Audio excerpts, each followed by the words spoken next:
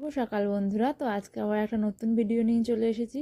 তো সকাল সকাল এখানে মা পুজো দিচ্ছিল, আর ওদিকে আমাদের ব্রেকফাস্টে বানানো হয়েছিল ঝাল সুজি। তো মা দেখো গোপুদের এখানে স্নান করাচ্ছে, গোপুদের থেকে ঘুম থেকে তুলে বিছানা ঠিক করে তারপরে স্নান করা। আর এই দেখো এদিকে আমাদের ঝাল সুজি বানানো কমপ্লিট। তো বাড়িতে কিছুই সবজি ছিল না, কারণ দুদিন তো বাড়িতে ছিলাম না। তো আমি একাই চলে গেলাম, কারণ বড়মশাই অফিসে চলে গিয়েছিলো তার আগের দিন। তো বাজারে গেলাম। তো দেখো সবজিগুলো বেশ ভালোই ছিল। তার মধ্যে এখানে আমি বাঁধাকপি, পালং শাক আর আলু নিয়ে এসেছিলাম, আর ডিম বাড়িতেই ছিল।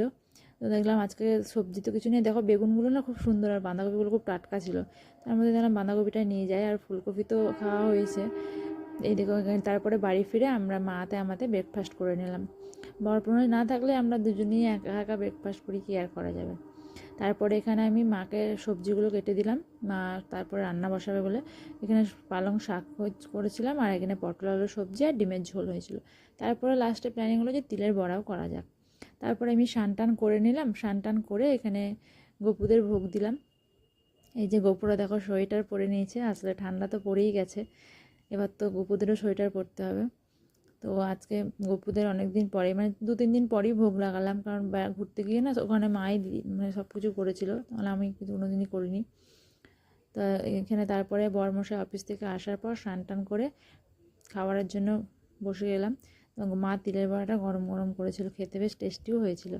এখানে শাক, তিলের বড়া, আর ওদিকে তো সবজি সবই বললাম, এদিকে ডিমের ঝোলটা, সব রান্নাটাই মা করেছিল। আর এই দেখো এবার বরমশাই পাশে এসে বসেছে। বরমশাই এসে রেস্ট করে স্নান করে তারপরে বসে, আর কি বলছিল তার জন্য আমি হাসছিলাম। তো লাঞ্চ করার পর আমরা দুজনেই রেস্ট করে, তিনজনেই রেস্ট করেছি। তারপরে দেখো তিনজনের জন্য চা, মা আর আমার চা, আর ওর জন্য দুধ চা। তো এখন দেখো চোখ মুখ ফুলিয়ে উঠে এখন বসে বসে চা খাচ্ছিলাম। তারপরে রেডি হয়ে বেরিয়েছিলাম। আর মায়ের কিছুদিন আগে দাঁতের মানে দাঁত তুলিয়েছিলাম, তো সেটা আজকে সেলাই কাটা ছিল, তো সেটা কেটে তারপরে আমরা মাছ বাজারে এলাম।